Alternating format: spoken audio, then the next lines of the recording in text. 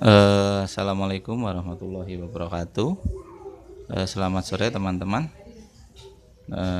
Berjumpa lagi dengan video saya. Untuk kali ini saya akan sedikit berbagi tentang pentingnya sebuah perencanaan dalam kita menyusun atau assembling unit PCP ya. Kali ini yang saya bahas utamanya si bocap, karena di masa sekarang ini unit PCP itu relatif lebih mudah untuk kita rakit, kita setting sendiri, karena di pasaran sudah banyak part-part yang bertebaran. Tinggal kita memilih, menyesuaikan dengan kebutuhan yang pertama. Yang keduanya adalah budget kita masing-masing, tapi tetap kebutuhan yang nomor satu. Kalau di sekarang ini ada pilihan. Yang pertama, kalau kita mau beli unit jadi bisa langsung tinggal kita pilih, tapi ada kelemahan. Kalau unit jadi itu kita kadang tidak sesuai dengan kemauan yang kita mau, desainnya mau seperti apa. Nah, kalau dengan merakit sendiri, kita bisa sesuaikan dengan kebutuhan kita. Biasanya kebutuhan dalam kita bicarakan ini, senapan PCP itu ada 3 bagian pokok. Yang pertama itu adalah akurasi. Makanya orang bilang adalah nomor 1 adalah akurasi, nomor 2 biasanya itu di kebutuhan powernya harus besar, atau energi atau speednya tinggi lah, seperti itu. Kemudian yang ketiga adalah jumlah tembakannya, karena sekarang zamannya bisa dibilang PCP ya, uklik emang masih banyak, tapi sudah mulai perlahan tertinggal dengan PCP ya, karena mungkin sekarang mulai terjangkau ya untuk senapan PCP, beda dengan era 10 tahun yang lalu. Oke, yang pertama mengenai akurasi. Biasanya sebelum kita menentukan adalah pemilihan laras. Nah, seperti ini ya, laras ya. Ini laras senapan PCP sekarang itu seperti ini. Nah, seperti ini, tinggal kita bongkar pasangnya lebih mudah, pakai baut, buka baut, pasang, kencangin lagi, udah jadi ya. Beda seperti zamannya uklik. Zaman uklik kadang ada yang bongkar pasangnya harus dibakar karena pemasangannya dilem, jadi sangat ribet ya kalau menurut saya ya, kalau dibanding era sekarang ya. Kemudian yang kedua, pemilihan laras dengan akurasi bagus itu, kalau menurut saya laras yang bagus itu seperti apa sih? Laras yang bagus ya laras yang sudah teruji, sudah ketahuan akurasinya, sudah dicoba. Kalau bahasa kerennya mungkin battle proven lah, seperti itu mungkin ya. Nah, contoh laras saya ini hanya laras lokal ya. Cuman laras ini menurut saya bagus. Karena apa? Ini sih laras impor ya. Karena walaupun ini lokal tapi bagus karena sudah ketahuan akurasinya. Ini laras cocok dengan mimis tertentu, saya sebut saja ini ya, pakai Crossman Premier dan pakai GPS 12 grain flat. Nah, ini masih bagus untuk saya bicara di sini hunting ya. Kalau ini groupingnya masih 80 meter, masih bisa grouping, walaupun agak besar tapi masih bisa grouping. Menurut saya sudah bagus, sudah mampu untuk hunting. Kemudian kalau kedua, laras yang bagus ya yang diproduksi biasanya sama produsen yang sudah mempunyai reputasi yang bagus, tapi biasanya harganya jadi mahal. Itu saja. Kemudian mengenai dengan desain, sebelum ini saya sedikit mengulas aja. Ini chamber mix one, ini sebenarnya pesanan sahabat saya, sahabat dealer juga, untuk dibuatkan unit yang simple tapi powerful, ya bertenaga lah rasanya gitu. Dia tidak butuh jumlah tembakan yang banyak, makanya nanti ini saya pilih mix one, bukan hammer ya. Kalau hammer agak gede, ini agak ribet, agak besar ya. Nah, dengan mix one ini saya bilang ruang ledaknya lumayan ini ya, menengah lah saya bilang. Menurut saya, beda orang beda pendapat. Nah, kalau beda dengan hammer menurut saya sudah besar untuk saat ini. Mungkin 2-3 tahun lagi nggak tahu perkembangannya, karena sangat pesat sekali ya. Ya, nanti saya pilih mix one, nanti akan saya coba desainnya seperti ini ya. Saya nanti akan kombinasi dengan regulator paintball, nanti seperti ini ya, kira-kira seperti itulah. Nah, seperti ini udah pas. Nah, dikombinasi saya pilih dengan botol 360 cc. Kenapa saya pilih 360 cc?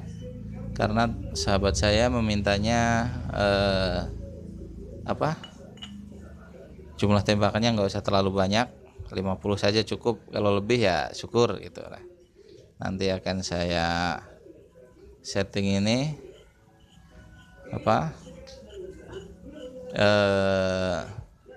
ringan, powerful, jumlah tembakannya di atas 50, makanya saya pilihkan ini.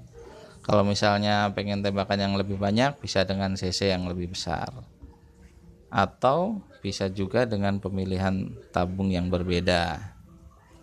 Biasanya kalau ini kan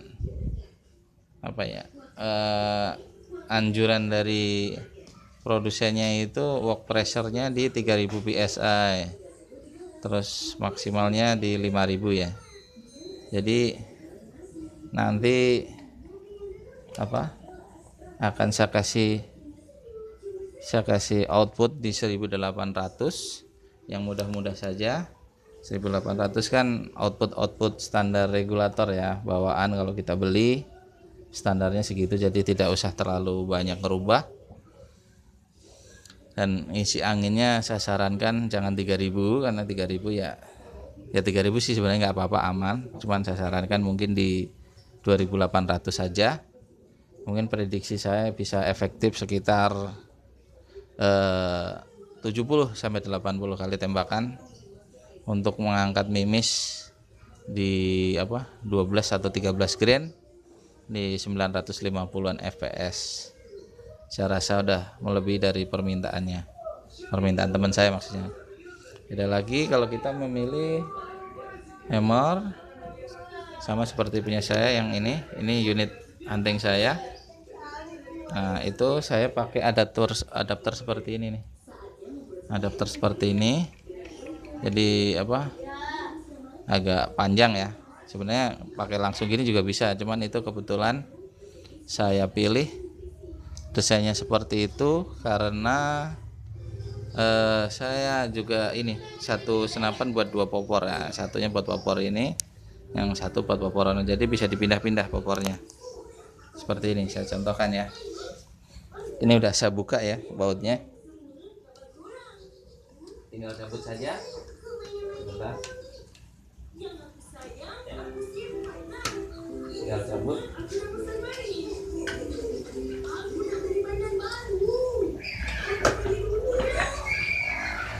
Nah, sudah PNP ya. Sama persis. Jadi kenapa saya pilih agak panjang? Karena saya memilih untuk power besar dan jumlah tembakannya agak banyak. Jadi saya pilih 500 cc, tapi ada kelemahannya juga. Kelemahannya jadi agak berat. Seperti ini saya balikin ya.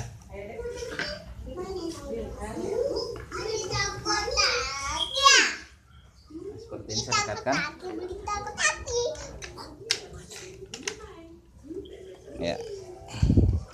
Ini sebentar teman-teman ya.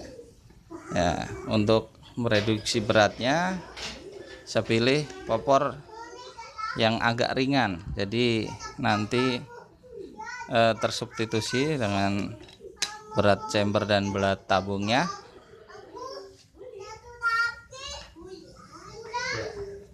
Suara anak yang kecil ya, seperti itu ya teman-teman ya. Jadi kalau misalnya teman-teman ada yang mau rakit atau ada yang mau desain sendiri ya, ditentukan dulu mau power besar, pilihlah ruang ledak yang lebih besar, atau bisa ruang ledak kecil tapi tembakannya sedikit ya, seperti itu. Jadi kalau ini chamber yang mempunyai ruang ledak yang lebih besar atau ruang tampung lebih besar, potensi untuk tenaga lebih besarnya lebih tinggi ya daripada yang lebih kecil. Walaupun tidak menutup kemungkinan yang kecil pun juga bisa untuk power tinggi tetap bisa, cuman tetap yang ruangan lebih besar punya potensi lebih tinggi, potensi tinggi untuk power besarnya. Nah, mengenai adapter ini seperti ini, banyak versi ya, ada yang stainless, ada ini sebagai tambahan saja. Kenapa ruang ledak lebih besar, potensinya powernya lebih besar? Penjelasan sederhananya seperti ini. Jadi kalau misalnya ini sudah dipasang laras, hitunglah misalnya tekanan di sini 1500, dipasang laras, ketika ditembakkan mimis lari sampai mungkin setengah laras, tekanan di sini masih tinggi, mungkin baru turun jadi 1300 atau 1200. Beda ceritanya kalau misalnya ruang ledaknya kecil atau sangat kecil lah, ketika mimis nyampe setengah laras, ini tekanan sininya udah ngedrop, mungkin bisa di bawah 1000, jadi dorongan mimis sudah berkurang. Nah, logika sederhananya seperti itu menurut pandangan saya. Cuman juga banyak faktor yang mempengaruhi, nanti akan saya ulas plus minus ruang ledak besar dan ruang ledak yang kecil ya. Mungkin ini sekedar sharing saja. Mungkin teman-teman ada yang mau mendesain atau merencanakan, lebih bagus buat pertimbangannya. Yang pertama, sesuaikan dengan kebutuhan dan budget. Jadi kebutuhan tetap diutamakan, mau buat apa, dan juga budgetnya ya, itu menurut saya teman-teman. Oke teman-teman, mungkin ini saya cuman sharing saja, mengisi waktu di sore hari menunggu buka puasa ya. Kemudian udah sore hari nih, saya di rumah ya, udah sore hari ya, udah sore hari ya, menunggu buka puasa, hanya berbagi saja ya. Semoga sharing saya sedikit banyak ada manfaatnya. Kalau misalnya ada yang mau mengikuti silahkan, atau suka silahkan di like atau di share, atau kalau mau subscribe saya ucapkan terima kasih. Oke, terima kasih teman-teman, semoga bermanfaat.